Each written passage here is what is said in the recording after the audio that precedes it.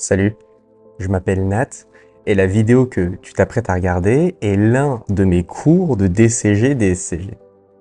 Ce cours, c'est l'essentiel de ce que tu dois savoir en étant le plus synthétique possible, en vulgarisant et en expliquant chaque concept. Le but, c'est que tu comprennes le cours avant de l'apprendre. Cette vidéo est extraite de mon contenu de formation.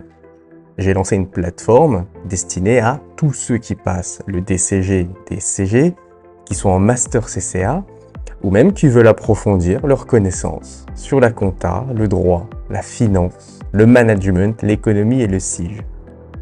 À chaque UE correspond une formation. Cette vidéo que tu vas regarder, elle est gratuite. Tu peux la visionner autant de fois que tu veux, tu peux même la télécharger. Mais si tu veux aller plus loin et t'investir encore plus dans la réussite de ton diplôme, rejoins-moi. En accédant à une formation, déjà tu me soutiens et tu m'encourages à poursuivre dans cette mission pour laquelle j'ai démissionné de mon poste en tant que chef comptable dans un cabinet. Et surtout, tu n'as pas juste accès aux vidéos du cours, ça c'est la partie gratuite. Tu l'as aussi en format audio et en PDF.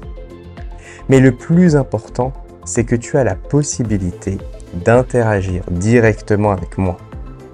Pour me poser tes questions sur un cours, quelque chose que tu n'as pas bien compris, ou dont tu voudrais juste t'assurer avoir bien compris, pour approfondir un sujet, une digression, un point sur lequel je suis passé un peu vite peut-être, pour corriger avec toi un exercice que tu n'arrives pas à réussir, une correction que tu ne comprends pas ou dont tu doutes de l'exactitude. Parce que oui, c'est quand même rare, mais ça peut arriver qu'il y ait une erreur dans la correction. Et même pour aborder des sujets hors du cours. Comment on prépare une UE? Comment elle se déroule? Quelle stratégie adopter pour réussir le diplôme? Combien de temps y consacrer? Et justement, comment en gagner du temps? Pour faire simple, je te propose de m'avoir comme ton prof particulier, mais aussi comme ton coach, voire même ton mentor pour la réussite de tes examens. On est au tout début de l'aventure. Il y a encore plein de choses qui vont arriver sur ces formations, notamment des fiches de révision. Et tu l'as compris, chaque formation va s'améliorer avec le temps et les gens qui la rejoignent. Parce que c'est ça la beauté du projet, te mettre à disposition un produit toujours plus complet avec lequel tu vas pouvoir interagir pour trouver la valeur dont toi tu as besoin pour acquérir le diplôme. Aujourd'hui, une formation coûte 19,90 €. Ça ne va pas rester ce prix-là. Au fur et à mesure des personnes inscrites, je vais augmenter progressivement le prix. C'est normal, plus il y a de personnes, plus le contenu s'améliore vite. Et si aujourd'hui, tu t'apprêtes à regarder la version 1 du cours, dis-toi que sur ma plateforme, non seulement je serai avec toi, mais je vais te donner la version 2, 3, 4 et des vidéos complémentaires que tu ne trouveras pas sur YouTube. Va voir sur le site, il y a déjà plein d'UE. Mais encore une fois, on n'est qu'au tout début et au meilleur prix que tu puisses avoir pour rentrer dans la formation. Et comme l'accès est à vie, peut-être que si tu prévois de passer d'autres UE l'année prochaine ou dans les années à venir, il peut être intéressant pour toi d'acheter dès maintenant les formations à ces UE avant que le prix n'augmente. La valeur de ma formation est d'interagir, de trouver les réponses à tes questions, les solutions à tes problèmes. Et ça, en illimité. Je ne te consacre pas juste 1 heure avant de passer au prochain élève. Tu as accès à moi en illimité. Alors si tu veux m'avoir comme ton prof particulier pour un prix imbattable, clique sur le premier lien en description pour qu'on réussisse ensemble ton DCG-DSCG. Et surtout, abonne-toi et active la cloche car d'autres cours vont arriver très bientôt. Et voici maintenant pour toi la vidéo.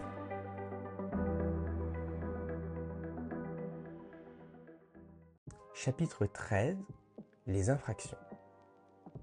Lorsque tu enfreins le code pénal, tu portes atteinte à la société, au peuple. On dit alors que tu commets une infraction. Il y en a 3 types. La contravention, c'est pas trop grave. Le délit, c'est moyen grave. Et le crime, ça c'est très grave. Pour dire qu'une infraction est commise, il faut réunir 3 conditions.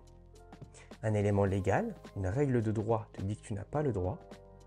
Un élément matériel, tu as fait quelque chose qui est interdit par l'article de droit, enfin l'article de loi. Et il y a un élément moral, tu savais que ce que tu faisais était interdit. On va prendre plusieurs exemples. On dit que tu roules à 130 km/h sur l'autoroute. Le code de la route, il n'interdit pas de rouler à 130 km/h. Donc il n'y a pas d'élément légal.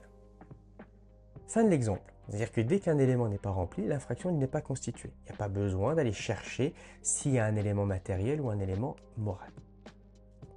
Maintenant, tu roules à 150 km/h. Le code de la route, il dit qu'on n'a pas le droit de rouler à plus de 130. Donc il y a un élément légal. C'est bien toi au volant de la voiture. Donc il y a un élément matériel. Et tu sais que tu roules à 150 km/h et que c'est interdit. Donc il y a un élément moral. L'infraction est commise et là tu es bon pour une amende. Maintenant c'est ton ami qui roule à 150 km/h. Le code de la route il dit qu'on n'a pas le droit de rouler à plus de 130 km/h. Il y a un élément légal. Mais c'est pas toi qui es au volant de la voiture. Donc il n'y a pas d'élément matériel. Donc il n'y a pas d'infraction. En tout cas pour toi, on se place de ton côté. Il y a une infraction pour ton ami, mais de ton côté, toi tu n'as pas commis d'infraction. 4e exemple, tu es en pleine crise de somnambulisme et tu tues ton voisin. Le code pénal il interdit de tuer, donc il y a un élément légal. C'est bien toi qui as tué, donc il y a un élément matériel. Par contre, tu ne savais pas ce que tu faisais parce que tu étais somnambule. Donc il n'y a pas d'élément moral. Et un élément n'est pas rempli, donc l'infraction n'est pas constituée. Il y a une expression en droit qui dit « on ne juge pas les fous ». Alors, l'exemple 4 qu'on vient de voir, il ouvre quand même la porte sur l'irresponsabilité pour trouble psychologique. En effet, la loi elle reconnaît irresponsable celui qui commet une infraction dans un état d'inconscience ou de démence. Mais ça ouvre à des questions et à des débats.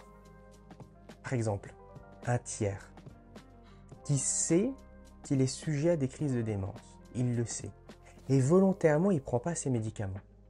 Du coup, il sombre dans la démence et il tue sa femme. Est-ce qu'il est responsable?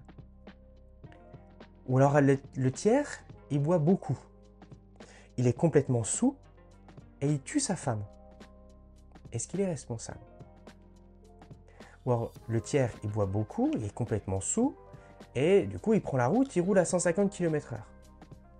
Indépendamment du fait que de toute façon, il n'a pas le droit de conduire en étant saoul. Le fait qu'il soit saoul, est-ce que ça aggrave son excès de vitesse ou est-ce que ça diminue sa responsabilité? Ou alors est-ce que ça annule totalement l'infraction d'excès de vitesse?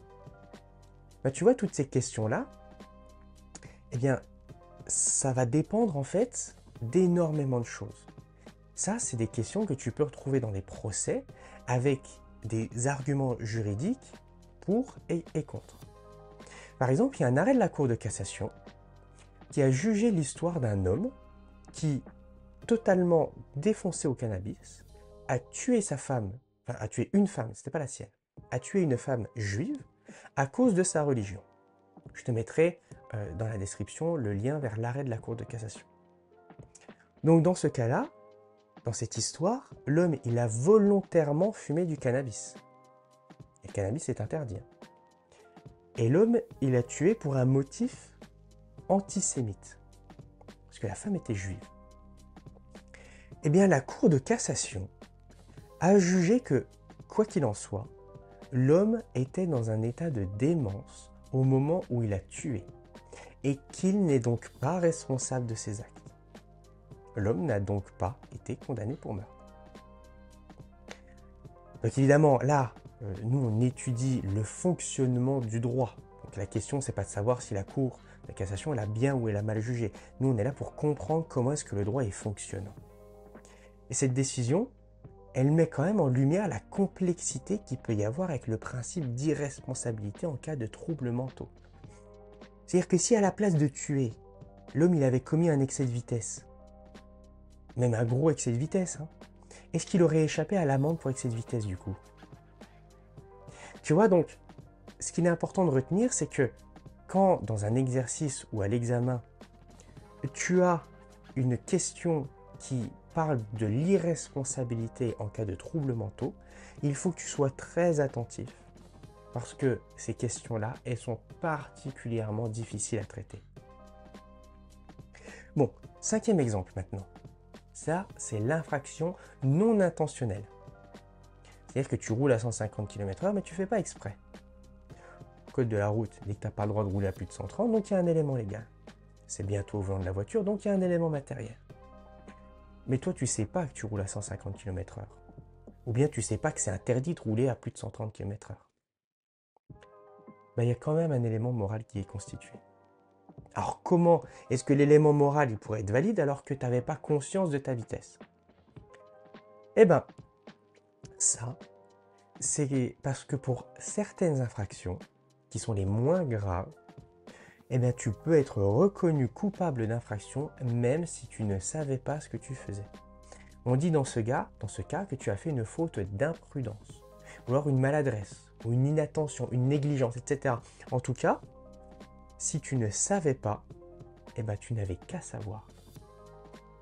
Remarque, c'est logique que tu ne puisses pas échapper à l'amende aussi facilement qu'en rétorquant que tu n'as pas fait attention. Sinon, on ferait tout ça puis on n'aurait plus d'amende. Bon, mais disons que tu connaissais ta vitesse, mais que tu n'étais pas au courant que la limite était à 130. Est-ce que ça compte? Eh bien non. Selon l'adage, nul n'est censé ignorer la loi. Donc tu devais le savoir. Cet adage, il veut évidemment pas dire que tu es obligé de tout connaître. C'est simplement un contre-rouneau juridique pour éviter que l'on puisse dire à chaque fois « Ah ben non, je ne savais pas, j'étais pas au courant de la loi ». Bon, en résumé, dans l'exemple 4, avec le trouble psychologique, la personne qui tue, le somnambule, dans ce cas-là, tu n'es pas conscient au moment de commettre l'infraction. Donc l'infraction, elle n'est pas commise. Dans l'exemple 5 qu'on vient de voir, tu n'as pas conscience de ton infraction. Et dans ce cas-là, l'infraction, elle est quand même commise. C'est ça la distinction. Si tu n'es pas conscient, pas d'infraction. Si tu n'as pas conscience de ce que tu fais, que c'est une infraction, l'infraction est quand même commise. Merci d'avoir regardé ce cours. J'espère qu'il t'a été utile et qu'il t'aide dans la préparation de ton examen. Pour aller plus loin et t'investir encore plus dans la réussite de ton diplôme, ma formation est disponible au meilleur prix. Alors rejoins-moi pour qu'on réussisse ensemble ton DCG DSCG.